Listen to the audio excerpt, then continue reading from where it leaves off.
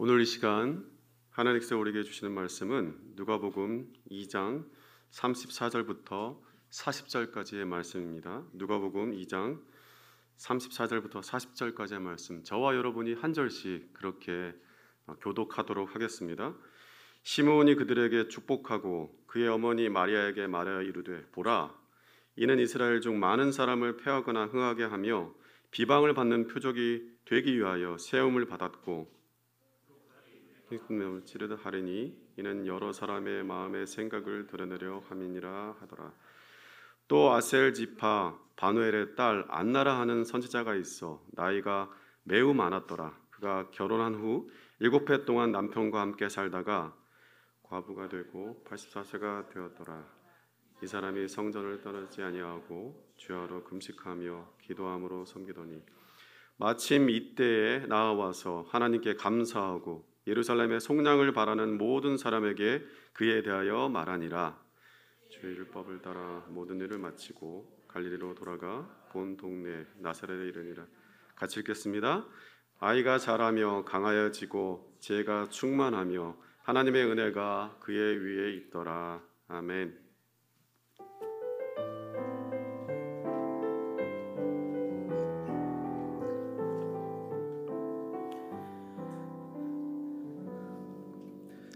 반갑습니다.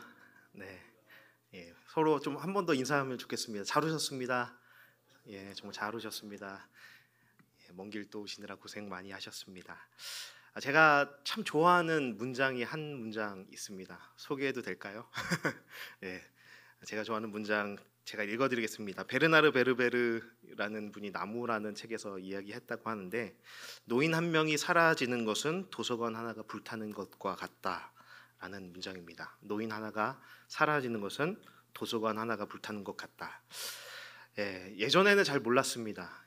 이런 문장의 의미가 어떤 의미인지 잘 이렇게 와닿지 않았었는데, 어르신들을 만나서 이렇게 대화할 기회가 생겨서 살아오셨던 이야기들이나 어떤 삶을 살아오셨는지 쭉 듣다 보면은 참 놀랄 때가 많았습니다.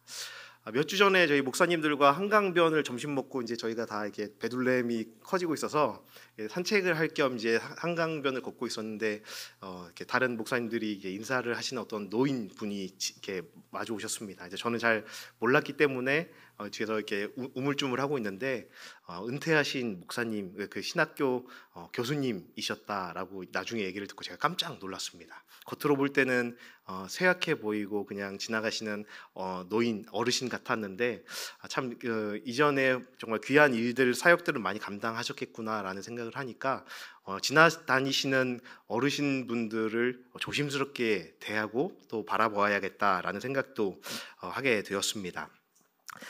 조금 더 뜬금없는 얘기를 하자면, 제가 어렸을 적에 잊혀지지 않는 기억이 한 가지 있었는데, 저희 친할아버지에 대한 기억이었습니다. 저희 친할아버지는 평범한 농사꾼이셨는데, 어릴 적에 그 시골에서 그 바라봤던 할아버지의 그 모습 중에 잊혀지지 않는 한 장면이 있습니다.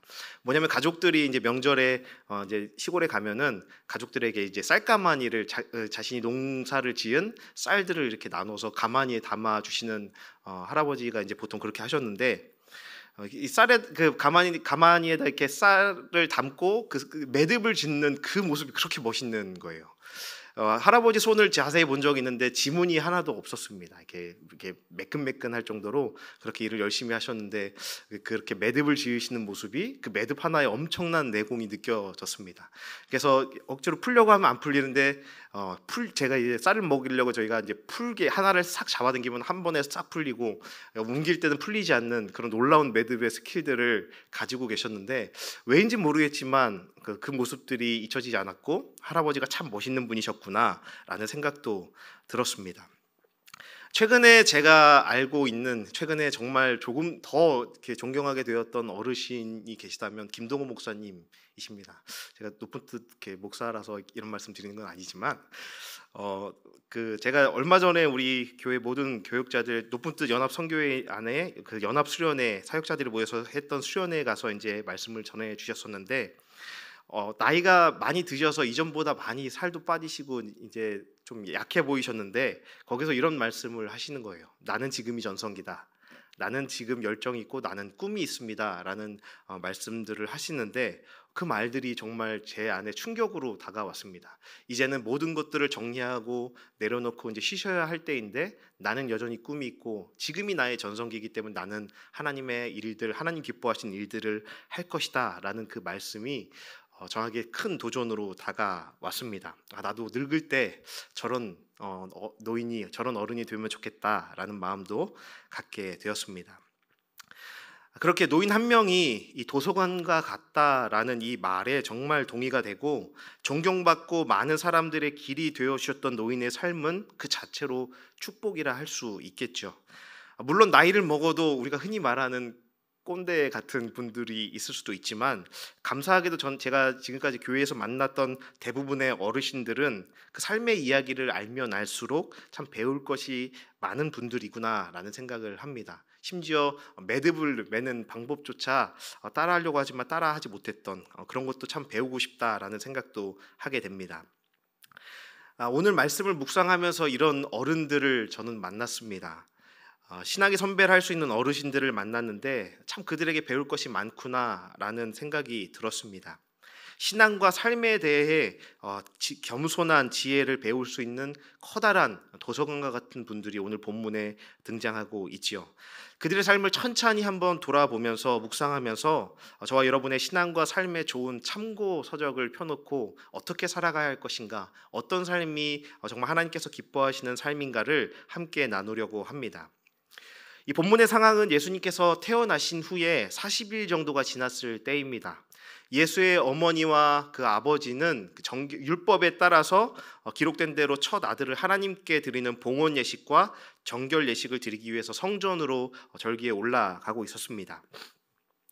당시에 그 이스라엘 지역, 이 예루살렘 지역을 다스리고 있던 사람은 헤롯 대왕이었는데 헤롯의 명령에 따라서 거대한 화려한 성전이 지어지고 있었습니다.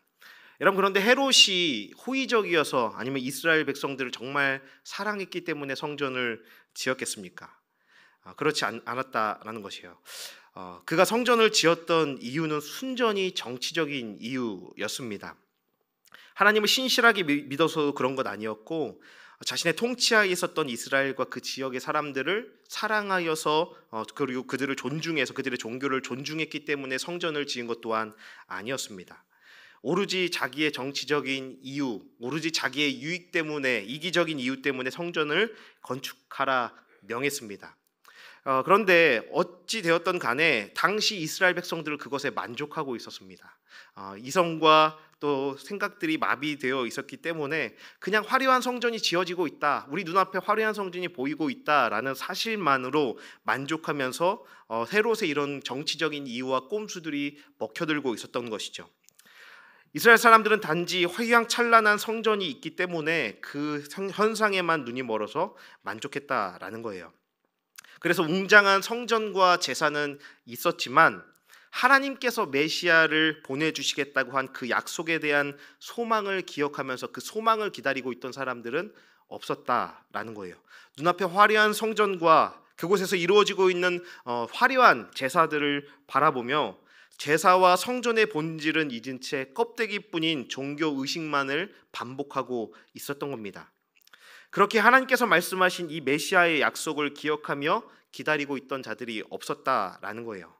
그래서 아기 예수를 그 어머니 마리아와 요셉이 데리고 성전 안에 들어섰을 때 예수님에 대해서 알아보는 사람들이 없었습니다. 오로지 자기들의 종교 의식에 심취해서 화려한 성전의 모든 시선을 빼앗겨서 메시아이신 예수님이 성전에 들어왔을 때 너무나 연약하고 보잘것없는 아기의 모습으로 오신 메시아를 알아볼 수 있는 이들은 없었다라는 겁니다. 그 많은 사람들이 있었는데 그들 중에 딱 두 사람만 예수를 알아보는 것이죠.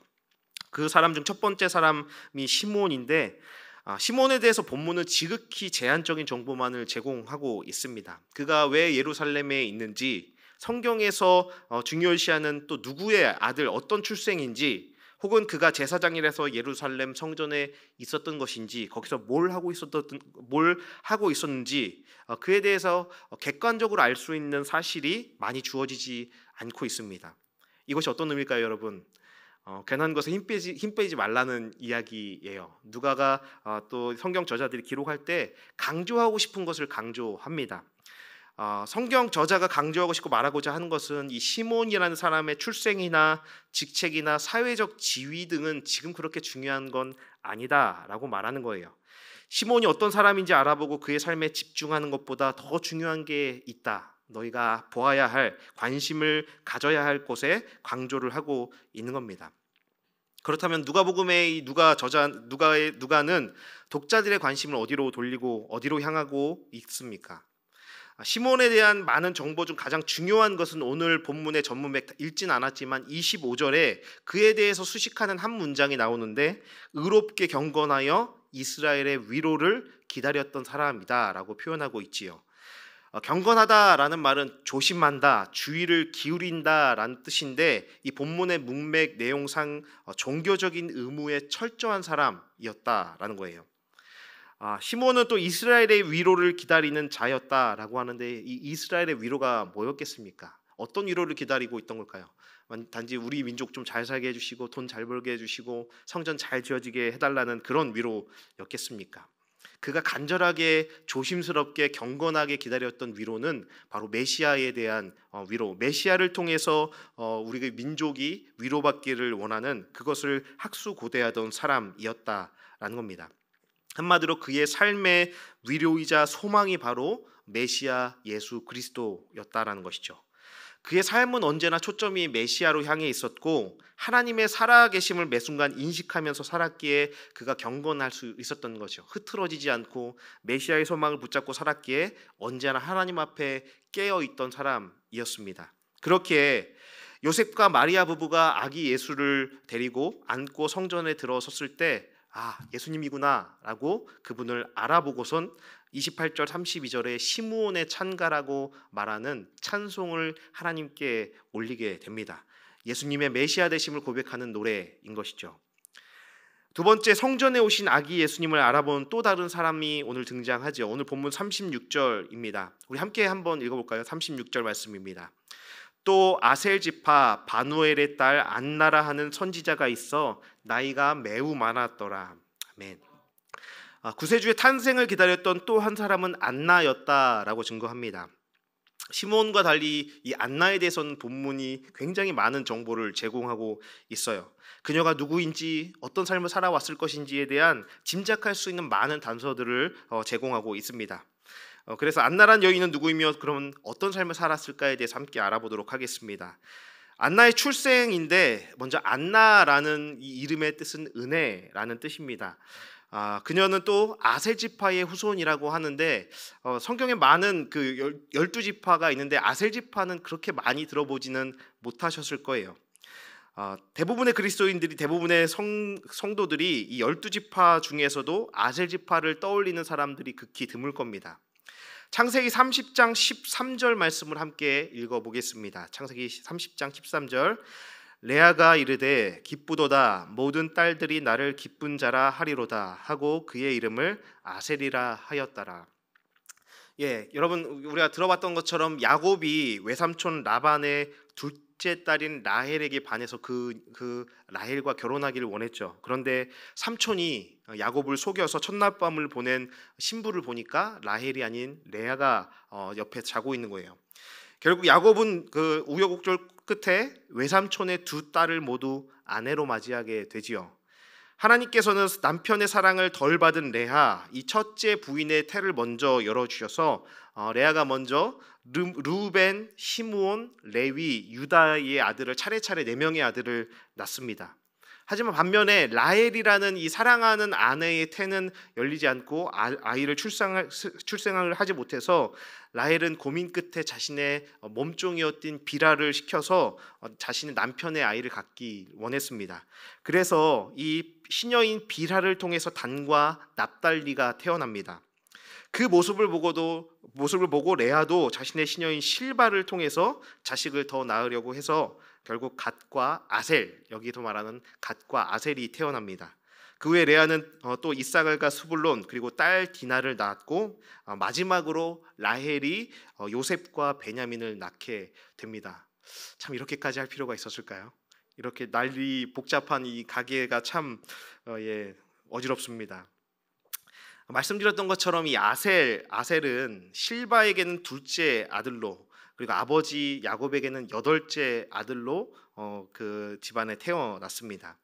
성경에서 보면 아셀 지파에 대한 언급이 많이 없습니다. 다른 지파들 뭐 유다 지파나 베냐민 지파나 이런 지파들에 대해서는 많은 이야기들이 나오는데 아셀 지파에 대해서는 찾기가 참 쉽지가 않습니다. 그리고 아셀 지파는 가나안 땅 지중해 쪽을 차지하고서 다른 이스라엘 다른 지파들과 많은 교류가 있지가 않았습니다. 성경을 보면은 히스기야 왕이 성벽을 재건할 때 온 유대 지파들이 유월절을 지키고 있을 때 몇몇 아셀 지파 사람들이 참여하였다라는 기록 외에 성경에서 이 아셀 지파의 기록이 자세하게 남아 있지가 않은 거예요. 무슨 이야기겠습니까? 이 아셀 지파는 한마디로 변두리였다라는 거예요. 이스라엘 민족을 이끌어가는 커다란 기둥과 같은 사람들이 아니라 그냥 옆에서 이렇게 그 변두리에서 있는 별 볼 일 없는 지파 사람들이었다라는 거예요. 그런데 그 후손 중에 하나님 역사의 통로가 되는 사람이 나타났는데 바로 안나, 그녀가 바로 안나였다라는 것이죠. 그녀의 아버지의 이름은 바누엘이라고 소개됩니다. 당시에는 그 아버지가 누구인지 그 어떤 가문에서 출생했는지가 굉장히 중요했는데 히브리식으로 이 바누엘이라는 표현을 하면 브니엘이 됩니다. 이런 브니엘 한 번쯤은 들어보셨을 거예요. 야곱이 야복강가에서 하나님의 사자와 씨름 레슬링을 했는데 하나님의 사자가 환도뼈를 쳐서 이렇게 불구가 되죠. 그때 그럼에도 야곱이 끝까지 그 사자를 놓지 않고 격투기를 하여서 이기게 됩니다. 그때 그곳 지명의 이름이 브니엘, 즉 하나님의 얼굴로 배웠다라는 뜻으로 브니엘이라고 지어지게 되었습니다. 또한 안나는 여기서 그 본문에서 보면은 나이가 아주 많은 여선지자였다라고도 나오죠.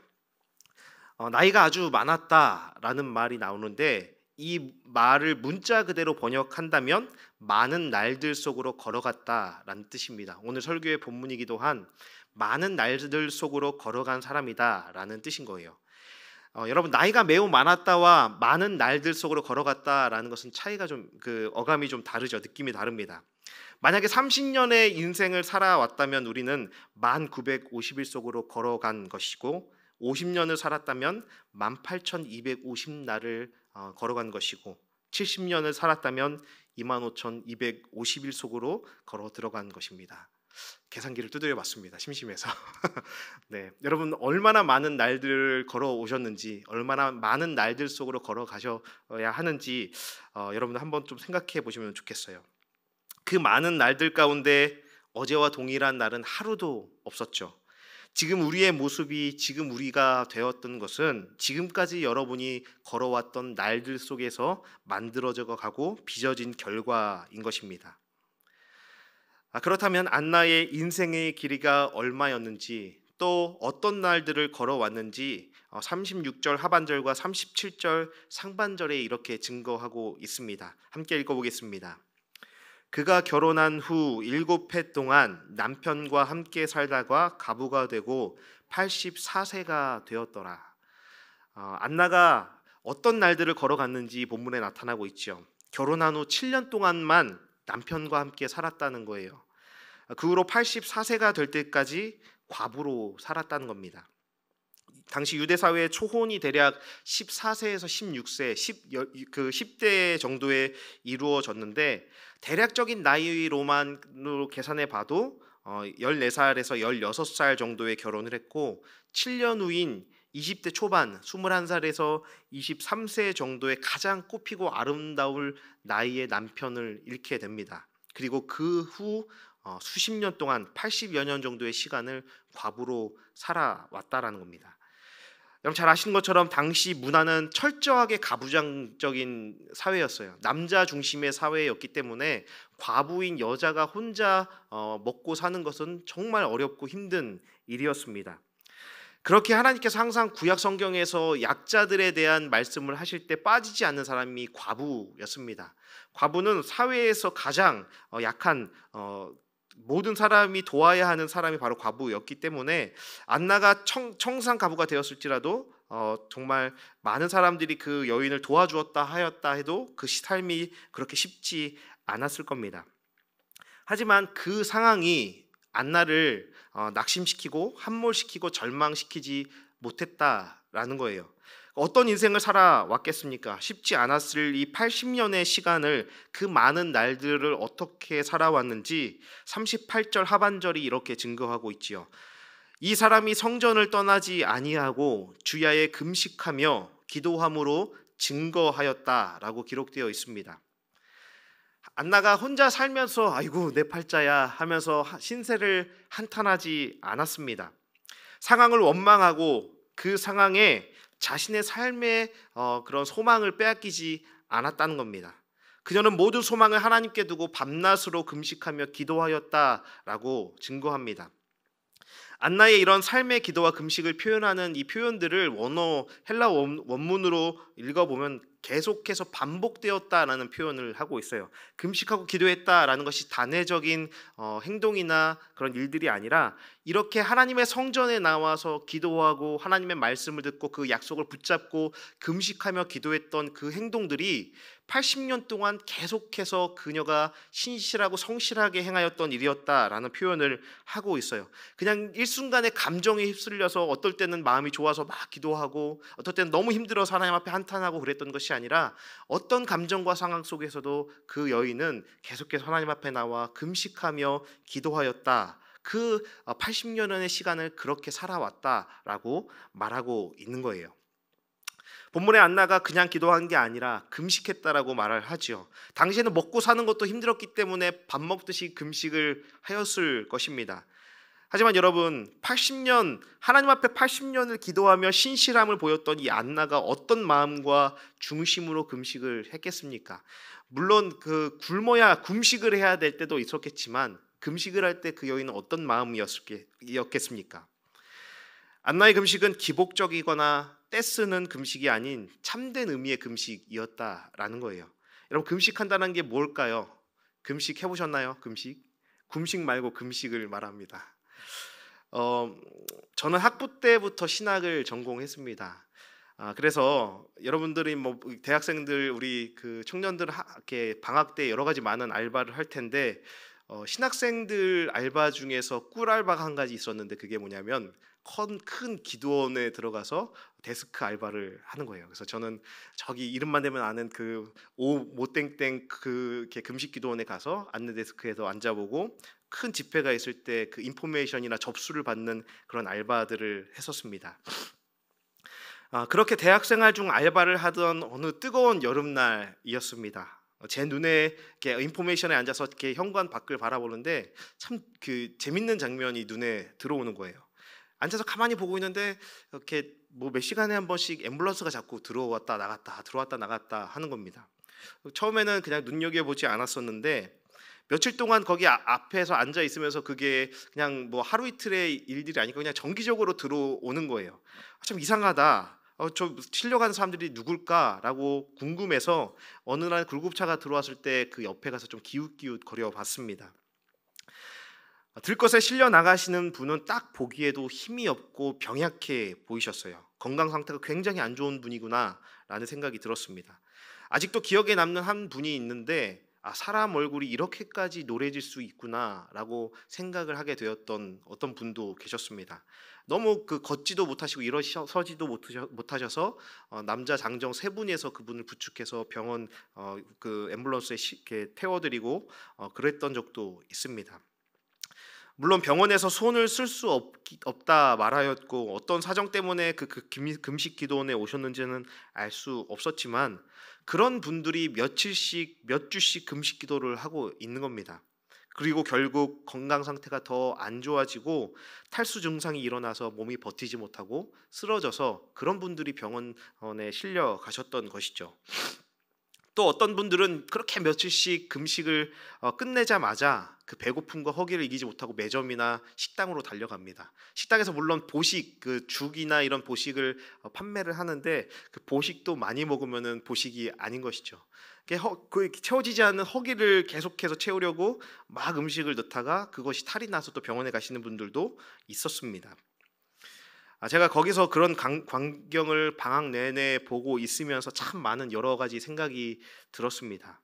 과연 저런 기도를 하나님이 기뻐하실까? 저렇게 금식하는 것이 정말 하나님 협박하는 것 아닐까라는 생각이 들었습니다. 기도가 저런 거라면 너무 끔찍한 거 아니야? 하나님 앞에 꼭 저렇게까지 해야지 하나님 만나주시고 응답을 해주시는 분이실까라는 의문이 들었습니다. 여러분, 이런 모습들이 맞는 것이겠습니까? 금식하면서 하나님 응답하실 때까지 나는 죽기 살기로 기도할 겁니다. 물론 하나님 앞에 그런 간절함들은 필요하고 좋지만 금식 기도는 그런 의미가 아닌 것이죠. 금식의 참된 의미는 내 인생의 결정권이 하나님께 있음을 인정하며 나의 주도권을 철저하게 내려놓는 것입니다. 금식함으로 내 힘이 빠지고 내 자아가 죽고 주님의 뜻에 나를 맡깁니다라는 순복의 의미여야 하는 겁니다. 나의 힘을 빼고 나의 방법, 나의 고집, 나의 경험과 내가 할 수 있다라는 그 자만함들을 내려놓고 오직 하나님의 처분에 자신을 온전히 맡기는 것이 금식의 참된 의미인 것입니다. 성경에 금식기도의 좋은 모범의 예가 나오는데 다윗 왕이 그 우리아의 아내였던 밧세바를 범하여 출생하게 된 아들이 심한 병에 걸리게 됩니다. 어떤 상황이든 간에 자신의 아들이 병이 들었기 때문에 다윗은 당장에 골방으로 들어가서 금식 기도를 시작합니다. 그렇게 기도를 했는데, 그렇게 열심히 왕인 다윗이 그렇게 기도를 했는데 그 아이는 결국 일주일 만에 사망을 합니다. 신하들은 그 사실을 다윗에게 알리는 것이 너무나 두려웠습니다. 왕이 혹여라도 홧김에 이 소식을 전하는 사람에게 이렇게 화풀이를 하면 어떻게 할까라는 그런 많은 생각들이 들었겠죠. 결국 두려워하면서 다윗에게 그 사실을 알렸는데 다윗의 행동이 굉장히 의아한 겁니다. 다른 신하들의 걱정과 두려움과는 전혀 다른 행동을 다윗이 합니다. 아들이 죽었습니다라는 이 소식을 듣자마자 다윗이 몸을 털고 옷을 이렇게 정돈한 다음에 이렇게 목욕을 하러 갑니다. 목욕을 깨끗하게 하고 깨끗한 옷으로 갈아입고 먼저 하나님 앞에 나아가 예배를 합니다. 그리고 왕궁으로 돌아와서 음식을 먹기 시작합니다. 그때 신하들이 너무 의아하니까, 그렇게 일주일 동안 열심히 기도했는데 어떻게 저렇게 행동하실까라는 궁금증이 들어서 다윗에게 질문을 합니다. 아이가 살아있을 때에는 식음을 전폐하면서 그렇게 슬퍼하시더니 아이가 죽자 음식을 드시니 도대체 어떻게 된 일입니까? 라는 질문을 한 것이죠. 그때 다윗이 했던 답이 사무엘하 12장 22절에서 23절에 기록되어 있습니다. 우리 함께 읽어보겠습니다. 이르되 아이가 살았을 때에 내가 금식하고 운 것은 혹시 여호와께서 나를 불쌍히 여기사 아이를 살려주실는지 누가 알까 생각함이거니와 지금은 죽었으니 내가 어찌 금식하랴. 내가 다시 돌아오게 할 수 있느냐. 나는 그에게로 가려니와 그는 내게로 돌아오지 아니하리라 하니라.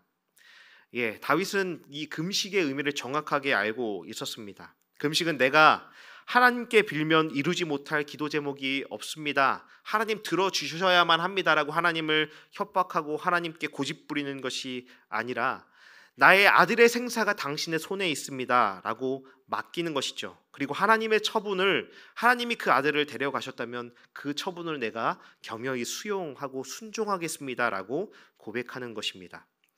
또한 기도하는 건 역시 마찬가지입니다.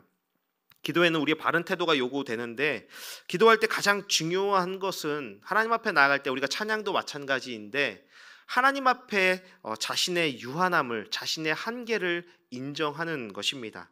찬양은 하나님을 높이는 행위입니다. 찬양은 나의 어떠함과 나의 감정과 내가 어떻게 살아왔기 때문에 하나님 이 찬양 올려드립니다가 아니라 하나님이 하나님이시기 때문에 찬양하는 겁니다. 우리의 어떠함과 상관없이 하나님이 찬양받기에 합당하신 분위기에 찬양하는 것처럼 기도도 마찬가지라는 겁니다. 우리가 하나님 앞에 기도하는 것은 내가 배가 고픕니다 라고 아기가 배고프거나 또 똥을 싸면 우는 것과 같다라는 거예요. 아기가 우는 이유는 내가 고픈데 내게는 해결할 능력이 없습니다. 도와주세요라고 우는 것이죠. 내 스스로 내 기저귀를 갈 능력이 없습니다. 도와주세요라고 하나님 부모님께 요청하는 것입니다. 결국 금식하고 기도한다라는 것은 내 삶의 의미와 가치가 오직 하나님께만 있고 내가 내 힘이나 내 능력, 내 방법으로는 살지 않고 하나님의 능력과 하나님의 말씀을 따라 살아가겠다라는 고백과 결단인 것입니다. 즉 안나라는 이 여인이 금식하며 수많은 인생의 수많은 날들을 이런 날들을 이런 고백과 결단으로 살아왔다라고 본문은 말하고 있는 거예요. 여러분, 그렇다면 무엇 때문에 안나는 그렇게 노파가 될 때까지 기도하며 금식함으로 하나님을 섬길 수 있었겠습니까? 그 많은 시간들을 그가 어떻게 견뎌왔겠습니까? 38절이 이렇게 증거합니다. 함께 읽어보겠습니다. 마침 이때에 나와서 하나님께 감사하고 예루살렘의 속량을 바라는 모든 사람에게 그에 대하여 말하니라. 안나가 하나님을 언제 깊이 하나님을 만나게 되었는지, 어떤 계기였는지 성경은 자세하게 말하고 있지 않습니다. 그녀가 처녀일 때 하나님을 알게 되었는지, 남편과 만나고 살았던 7년 동안에 하나님을 만났는지, 아니면 남편이 죽고 나서 절박한 상황 가운데 하나님을 만났는지는 알 수 없습니다. 안나에게 중요한 것은 하나님께서 그 여인에게, 자신에게 찾아오셨고 예수 그리스도의 탄생에 대해서, 메시아가 올 거다라는 그 소망에 대해서 말씀하여 주셨다라는 겁니다. 그리고 그 하나님과의 만남이 얼마나 감격스럽고 그것이 믿어졌는지 84년 동안 오로지 그 약속 하나만을 붙잡고 살아오고 견뎌왔다라는 거예요. 그가 그 소망이 84년이 지나면서 기억이 희미해진 것이 아니라 오히려 빛이 나서 주님의 탄생을 묻는 사람들에게 이스라엘의 구원에 대해서 전하는 사람이 되었다라고 본문은 말하고 있죠. 하나님과의 깊은 교제가 그녀를 더욱 의미 있는 삶을 살아가도록 만들어 주었다라는 것입니다. 본문은 안나가 그리스도이신 아기 예수님을 만나는 순간에, 그 순간에 하나님께 감사했다라고 말해요.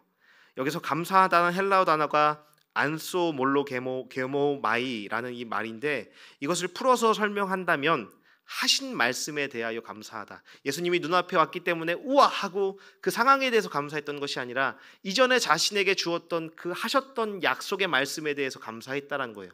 눈앞에 보이는 이 아기 예수가 온 것도 물론 감사했겠지만 그녀가 감사하는 고백을 했던 이유가 나에게 하셨던 말씀이 이루어졌구나 라는 사실 때문에 감사하였다라는 거예요. 무슨 말씀을 어떻게 하셨는지 알 수 없지만 안나로 하여금 84년 동안 성전을 떠나지 않고 금식과 기도로 섬기도록 하는데 충분했던 약속과 소망의 말씀이 그에게 있었다라는 겁니다. 서두에 말씀드렸던 것처럼 당시 웅장하게 지어지고 있던 성전에는 각 절기마다 수많은 인파로 가득했습니다. 많은 그 문서들이나 자료들에 따르면 수만 명, 23만 명이라고까지 말하는 그 자료들도 봤는데, 우리가 상상할 수 없는 많은 사람들이, 많은 인파가 그 성전에 모여 있었을 겁니다. 그 성전에는 제사를 하는 수백 명의 제사장들이 있었을 거예요. 제사에 참여하고자 하는 수많은 예배자들도 그곳에 가득했을 겁니다. 그 중에는 신분이 높은 사람, 소유가 많았던 사람, 학식이 뛰어나고 사회적으로 인정받고 있었던 유명인사들도 분명히 있었을 겁니다. 뿐만 아니라 평생 하나님의 말씀을 연구하고 공부하고 있던 서기관들, 율법학자들, 바리새인들과 같은 사람들도 그 성전에 가득했을 겁니다. 하지만 그 모든 사람들 중에 그리스도이신 아기 예수를 알아본 사람은 딱 두 사람, 시므온과 안나뿐이었다라는 거예요. 오직 이 두 사람만이 메시아 예수를 알아볼 수 있었고 그를 전할 수 있었습니다. 여러분, 무엇이 이 사람들과 다른 수많은 군중들과의 차이를 만들었겠습니까? 이 두 사람이 수많은 사람들과 다른 믿음의 눈을 뜰 수 있게 했던 것이 과연 무엇이겠습니까? 시몬에게는 이스라엘의 위로, 즉 메시아의 오심을 기다리는 소망의 말씀이 있었고, 안나에게는 예루살렘의 속량, 즉 메시아의 오심으로 예루살렘을 구원해 주실 것이라는 소망의 말씀이 있었습니다. 두 사람 모두 이 땅에서의 소망과 만족을 바라며 살아가던 사람들이 아니었다라는 거예요.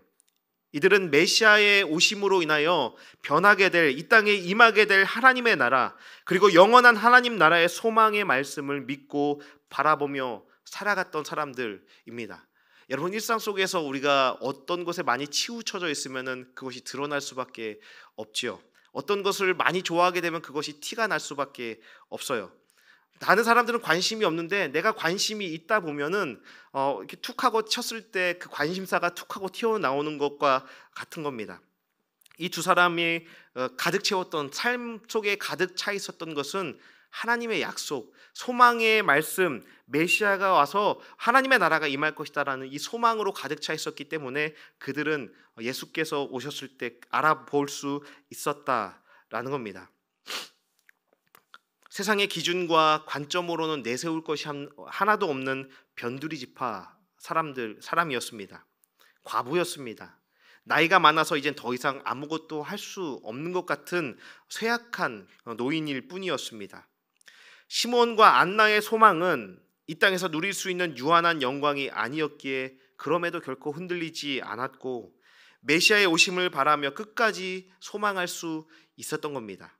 그 많은 시간 속을 걸으며 이 땅의 유한함과 무의미함보다 영원하고 결코 변하지 않는 가치와 소망을 발견하며 그렇게 삶을 믿음 안에 살아갈 수 있었다라는 거예요. 누가 알아주던 그렇지 않던 간에 상관없이 메시아를 전하고 자신의 삶에 다가오신 예수를 알아볼 수 있었던 것은 주님의 말씀 앞에 항상 깨어 있었고 그 말씀을 붙잡았으며 소망하였기 때문에 가능했다라는 거예요. 사랑하는 여러분, 여기 있는 청년들이 많이 있죠. 우리가 언제 하나님 나라 하나님 품에 안길지 모르겠지만 평균적으로 여기 계신 분들은 지금까지 걸어왔던 날보다 앞으로 걸어가야 할 많은 날들 속으로 걸어가야 할 시간들이 더 많을 겁니다. 여러분, 그 많은 날들 속을 걸으며 어떤 소망을 붙잡고 기대하며 살아가고 싶으십니까? 하나님의 뜻과 달리 웅장해 보이는 껍데기뿐인 성전과 같은 이 세상의 힘과 화려함에 현혹되어 살아가시겠습니까? 여러분, 그렇다면 만약 그렇게 살아간다면 그 소망의 빛은 언젠가는 반드시 희미해질 겁니다. 결국 그 소망은 무너질 수밖에 없을 겁니다. 이 세상의 그 어떤 화려함이라도 유한한 것이고 결국 그 모든 것, 이 세상의 모든 것에는 마지막이 있기 때문입니다. 여러분, 이 말씀 앞에 우리의 삶을, 우리가 걸어왔던 날들과 또 여러분이 앞으로 걸어가야 할 날들을 생각하고 돌아보시면 좋겠습니다. 우리 안에 어떤 소망과 삶의 이유를 가지고 있나요? 누군가를 기다리고 소망하고 있습니까? 우리 일상의 삶에서 우리를 가득 채우고 있어서 우리가 누군가가 나를 툭하고 건드렸을 때 튀어나오는 나의 관심사와 내가 소망하고 있는 것은 어떤 것이 있겠습니까? 우리가 살아가는 일상의 날들이 우리가 무엇을 어떻게 소망하고 기다리며 살아가고 있는지를 말해줄 것입니다. 수많은 날들을 신앙인으로 살아왔고 또 우리가 이곳에서 예배하고 있지만 우리의 일상을 무엇으로 채워가고 있는지 또 우리가 무엇으로 채워갈 것인지를 하나님 앞에 진지하게 고민하고 결단하며 나아가는 시간이 되어야 하는 것입니다. 화려한 종교적 제사가 가득하다 하여도, 화려한 성전이 우리 가운데 있다 해도 메시아 예수를 기다리며 하나님의 말씀으로 우리의 삶을 채우고 하나님을 우리의 소망 삼지 않는다면 우리의 곁을 지나시는 예수를 우리는 알아볼 수 없을 것입니다. 하나님의 뜻을 우리는 알아차릴 수 없을 거예요. 사랑하는 여러분, 저와 여러분에게 주어진 예수 그리스도의 십자가와 부활의 소망을 바라보십시다. 수많은 날들, 어렵고 힘겨운 날들 속으로 걸어갈 때 예수로 충만하여 세상의 화려함을 부러워하지 않고 모든 풍파와 시험도 두렵지 아니하며 오직 충만한 소망과 감사로 채워지는 가장 복된 삶을 살아가셨으면 좋겠습니다. 우리 처지가 때로는 아셀 지파 사람들 같고 우리의 능력은 84세가 된 노인처럼 힘이 없고 무능하게 느껴질 때가 있을 거예요. 우리가 전혀 예상치 못한 순간에 우리가 과부와 같은 처지에 놓여서 나 스스로 어찌할 수 없는 고통과 외로움 속에 던져지는 시절도 지나게 될 겁니다. 여러분, 하지만 우리의 영원한 소망이시며 우리의 찬양의 이유 되신 예수 그리스도와 그분의 말씀을 믿으며 우리의 시간 속으로 당당하게 걸어갔으면 좋겠습니다.